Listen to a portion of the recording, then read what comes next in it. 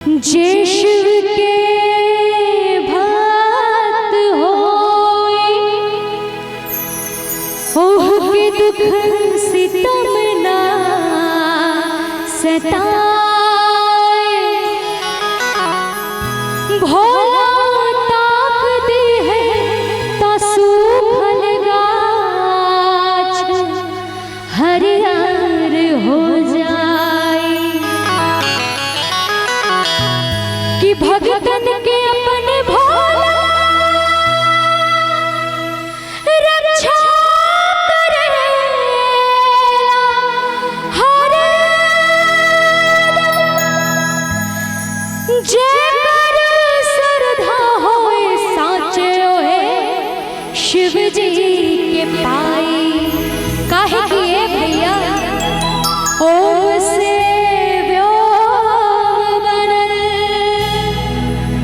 सत बनल शिव शंकर से। ओम से व्योम बनल सत बनल शिव शंकर से। सारा दुखवा दूर हो जाला ही बोल बम के मंत्र से। बोल शंकर भगवान की, बोलिए बोल बम। आवाज नहीं आएगा मुझे, बोल बम। फिर भी वैसा एनर्जी नहीं है। और एक बार बोल बम।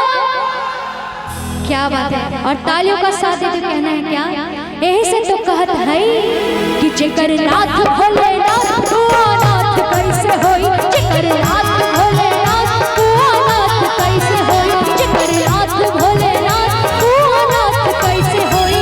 अनाथ कैसे होई अनाथ कैसे होई। अनाथ कैसे होई अनाथ कैसे होई। भोला चाहल है भोला चाहल है भोला चाहल है दिन का रात कैसे होई। भोला चाहल है दिन का रात कैसे होई। जेकर नाथ भोले नाथ हुआ नाथ कैसे होई। बोल शंकर भगवान की, तालियों का साथ देते हैं। क्या बात है। जय हो।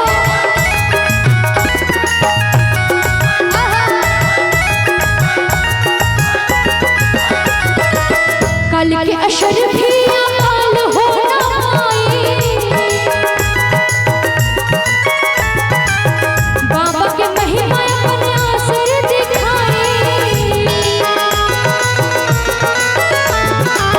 कल के अशर भी अकाल हो ना पाई। बाबा के महिमा अपने असर दिखाई। असर दिखाई अपन असर दिखाई। असर दिखाई अपन असर दिखाई। भोला चाहल है भोला चाहल है। अच्छा बम जी, किनको लगता है जो बाबा एक बार चाह लिए उसके बाद हम लोग कुछ भी चाहें तो वो पूरा नहीं होगा। कौन किनको लगता है। भोला चाहल है भोला चाहल है भोला चाहल है जब कोनो बात कैसे होई। भोला चाहल है जब कोनो बात कैसे होई। अनाथ कैसे होई अनाथ कैसे होई। अनाथ कैसे होई अनाथ कैसे होई। भोला चाहल है भोला चाहल है भोला चाहल है दिन का रात कैसे होई। भोला चाहल है दिन का रात कैसे होई। जेकर नाथ भोले नाथ हुआ नाथ कैसे होई।